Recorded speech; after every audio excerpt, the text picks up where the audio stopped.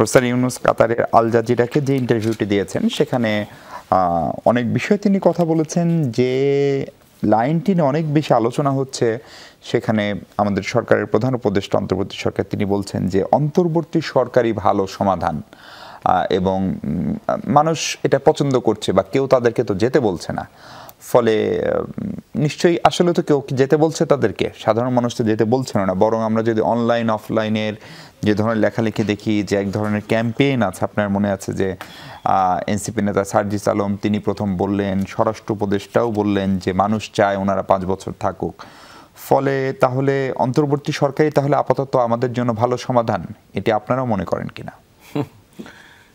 এইটা কি বলার আছে, আসলে কিছু বলার নাই। এটা গতকাল আল জাজিরার এই ইন্টারভিউটা, অনেকদিন ধরে এগুলো নিয়ে কথা হচ্ছিল, নির্বাচন যথাসময়ে হবে কি হবে না। কেউ কেউ যে ফরহাদ মাজারা বলতেছেন যে নির্বাচন হইলে সব চোরবাটপাড়েরই হবে। তারপর কেউ কেউ বলছেন ওনাদেরকে 5 বছরের জন্য আমরা চাই। আরও বলা হচ্ছে প্রফেসর ইউনূস মানে খুব চমৎকার শাসন দিচ্ছেন, কি বিডা সম্মেলন করলেন, বিনিয়োগ সম্মেলন করেছেন, কি চায়না ঘুরে এসেছেন, কত কি করেছেন, যাই হোক। তারপরে কয়েকদিন আগে বলেছেন যে কি রোহিঙ্গারা আগামী ঈদ করতে পারবে আরাকানে গিয়ে। এখন আবার দেখতেছি উল্টা 1,30,000 আবার বাংলাদেশে এসে কোরবানির ঈদ করতে। হ্যাঁ, এই হলো অবস্থা। এখন আমি জানি না, প্রধান উপদেষ্টা প্রফেসর ইউনূস উনি একজন আন্তর্জাতিক খ্যাতিসম্পন্ন ব্যক্তিত্ব। আমরা আমাদের দলের কখনোই ব্যক্তিগতভাবে ওনাকে আক্রমণ করে কেউ কখনো কথা বলেন না সাধারণত, এবং আমরা মনে করি যে উনি সজ্জন মানুষ এবং ওনার সদিচ্ছা আছে, এখনও মনে করতে চাই। কিন্তু আমরা হতাশ হই, এই যে আপনি যেই বললেন, এটা নিয়ে অনেক ধরনের কথা হচ্ছে দেশের মধ্যে।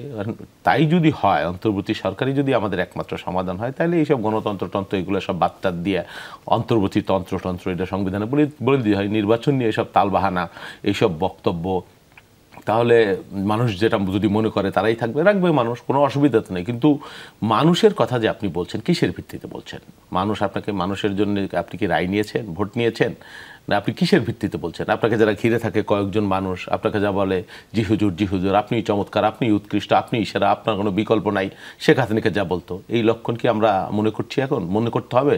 এটা তো খুবই দুর্ভাগ্যজনক বক্তব্য। আমরা নির্বাচন নিয়ে আশঙ্কার কথা বলছিলাম, ওনারা বলছিলেন এই মাস ডিসেম্বর, আবার একবার বলেন ডিসেম্বর না জুনের মধ্যে। পরিষ্কার কোনো বক্তব্য নাই, নির্বাচন নিয়ে কোনো পরিষ্কার বক্তব্য নাই। সেই জন্যই মানুষ, আপনি গ্রামে যান, যেখানেই যান, মানুষ আপনাকে প্রশ্ন করে নির্বাচন হবে তো? এই যে মানুষের মধ্যে অনিশ্চয়তা, এবং আপনি নিজেও জানেন না নির্বাচন আদৌ হবে কি হবে না, বা কবে হবে, এই ধরনের কোনো সুস্পষ্ট কোনো গাইডলাইন বা রোডম্যাপ আপনার কাছে নাই।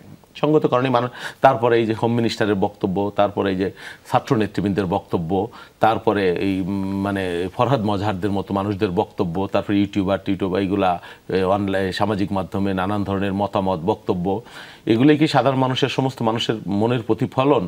হ্যাঁ, আমি জানি না ঠিক। এবং প্রধান উপদেষ্টা সর্বশেষ গতকাল যেটা বলেছেন, এই বিষয় নিয়ে সত্যিকার অর্থেই মানে এই যে মানুষ যে নির্বাচন চায়, সেটারও কি খুব সুনির্দিষ্ট কোনো গবেষণা, মানদণ্ড, জনমত জরিপ অথবা কিছু আছে নাকি? নির্বাচন আপনি চান, কারণ আপনি নির্বাচন হলে ওই প্রশ্নটা তো পরে, এমপি হবেন, মন্ত্রী হবেন। না ভাই, এই প্রশ্নটা তো পরে। আপনাকে তো নির্বাচন দিতে হবে, নাকি আপনি অনন্তকালের জন্য? মানুষ নির্বাচন চায়, একজন মানুষও যদি নির্বাচন চায় বিদ্যমান ব্যবস্থায়, আপনাকে নির্বাচন দিতে হবে। আপনি কেন দিবেন না? কোন যুক্তিতে দিবেন না? হ্যাঁ, আপনি মানুষের কথা বলছেন যে মানুষ যে চায় কি চায় না, মানুষ চাক বা না চাক নির্বাচন দিবেন, এটাই তো আমার প্রথা, এটাই তো হবার কথা, এটাই তো আমার সংবিধান। আপনি একটা ইন্টারিম গভর্নমেন্ট, মানুষ আপনাকে এনেছে আপনার একটা নির্বাচন করবার জন্য, আইন শৃঙ্খলা ঠিক করবার জন্য। কেয়ারটেকার না হলেও আপনাকে কি 5 বছরের মেয়াদের জন্য একটা নির্বাচিত, যদি হাসিনারও হয়, রাতের ভোটেরও একটা সরকার হয়, তার একটা সীমারেখা থাকে যে এই 5 বছর হবে, এই কয়দিন, 3 মাসের মধ্যে নির্বাচন। আপনার তো সেটা নাই। আর আপনি গণতন্ত্রের কথা বলছেন, মানুষের কথা বলছেন, আপনি সংবিধান মানছেন, অথচ আপনি এখন বলতেছেন যে মানুষ আপনাকে চায়। কিসের ভিত্তিতে মানুষ আপনাকে চাবে? এটা তো কোনো আইন নাই চাওয়ার, এটা তো কোনো সাংবিধানিক নিয়ম নাই। আপনি কেন থাকবেন?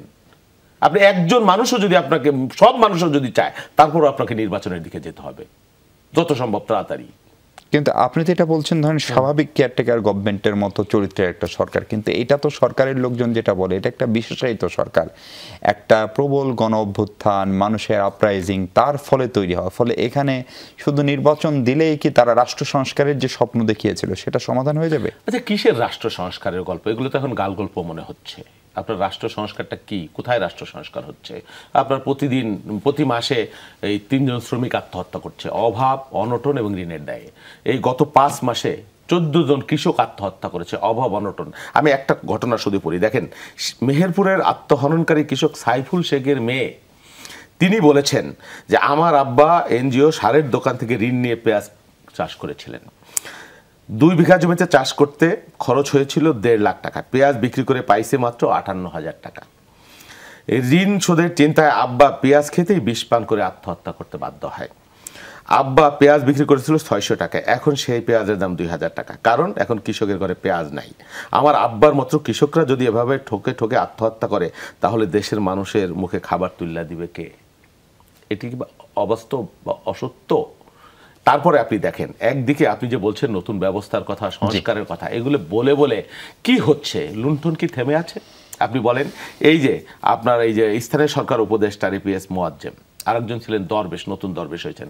8 মাসের একটা সরকার, 300 কোটি 400 কোটি টাকা আপনি লুট করেছেন। ডিসি নিয়োগ, এসপি নিয়োগ, ইঞ্জিনিয়ারদের নিয়োগ, কর্মকর্তা কর্মচারীদের নিয়োগ, বদলি বাণিজ্য নিয়ে, এগুলো অভিযোগ পেয়েছে। কোন টাইপ হাসিনেরটা প্রমাণ হয়েছে? হাসিনের এত লুট করেছে প্রমাণ হয়েছে? এগুলো কি বায়বীয়? অনেকগুলো সূত্র আছে না, তথ্য আছে না, কোনটা প্রমাণ হয়েছে? আপনার যতক্ষণ পর্যন্ত অভিযোগ সরকার থেকে এরা না যাবে, ততক্ষণ পর্যন্ত এদের বিরুদ্ধে অভিযোগ সুস্পষ্ট। উনি তো পদত্যাগও করেছেন নানান ধরনের অভিযোগের প্রতি। তারপরে একজন উপদেষ্টার বাপ, যিনি একজন শিক্ষক মানুষ, তিনি একটা লাইসেন্স নিয়ে বসে রয়েছেন, 3 দিনের মাথায় আবেদন করে লাইসেন্স পেয়ে যান, আবেদন করার আগেই। তো এগুলো কি অন্যায় না, অনিয়ম না? হচ্ছে না? আপনার রেলের খবর জানেন, রেলে একজন এডিশনাল সেক্রেটারি রিটায়ার করেছে মাত্র কয়েকদিন আগে। তিনি বলেছেন যে রেলের মধ্যে 2জন ছাত্র উপদেষ্টাকে নিয়োগ দেওয়া হয়েছে, 3 জন, এবং এরা দণ্ডমুণ্ডের কর্তা এখন রেলে। তারা যখন সচিবালয় দেয়, সমস্ত কর্মকর্তা কর্মচারী সমীহ করে তাদের উঠে দাঁড়াচ্ছে।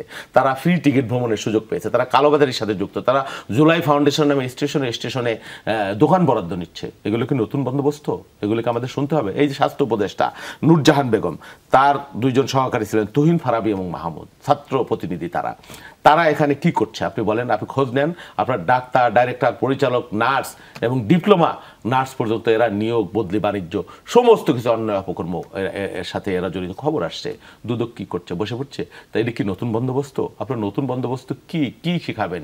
তারপরে ছাত্র নেতৃবৃন্দের নামে একজনের নামে গাড়ি বাড়ি, নানান ধরনের বিলাসবহুল অফিস, এটা কি নতুন বন্দোবস্ত? আর প্রফেসর ইউনূস তাদেরকে প্রোটেকশন দিচ্ছেন এবং বলতেছেন তোমরা নতুন দল করো, তারপরে তোমাদেরকে ভোট না দিবে, কে না দিবে, সবাই তোমাদেরকে। এই যে সমস্ত বিষয়, একই ধরনের অভিযোগকে আপনার দলের বিরুদ্ধেও নাই? ধরেন শুধুমাত্র জনাব তারেক রহমান বা আপনারা সাংগঠনিকভাবে যতজনের বিরুদ্ধে ব্যবস্থা নিয়েছেন, সেই সংখ্যাও কি আপনি এনসিপির মোট সংখ্যার চাইতে কোন অংশ কম নাকি অনেক গুণ বেশি? চমৎকার প্রশ্ন। কেন বলছি? এনসিপির কর্মী সমর্থক কতজন আছে আপনি বলেন? আমার 10 ভাগের 1 ভাগ আছে। 3 মাসেরও একটা কম, সেটা বলছি। আমার 10 ভাগের 1 ভাগ আছে। তাদের বিরুদ্ধে কত অভিযোগ আপনি ইন্টারনেট সার্চ দেন। এই সমন্বয়ক, সহ সমন্বয়ক এবং ছাত্র নেতৃবৃন্দ পরিচয়, কত জায়গায় কত রকমের ঘটনা, কত রকমের দখল বাণিজ্য, কত রকমের ডিসিএসপি অফিসের খবরদারি, কত রকমের আছে আপনি দেখেন।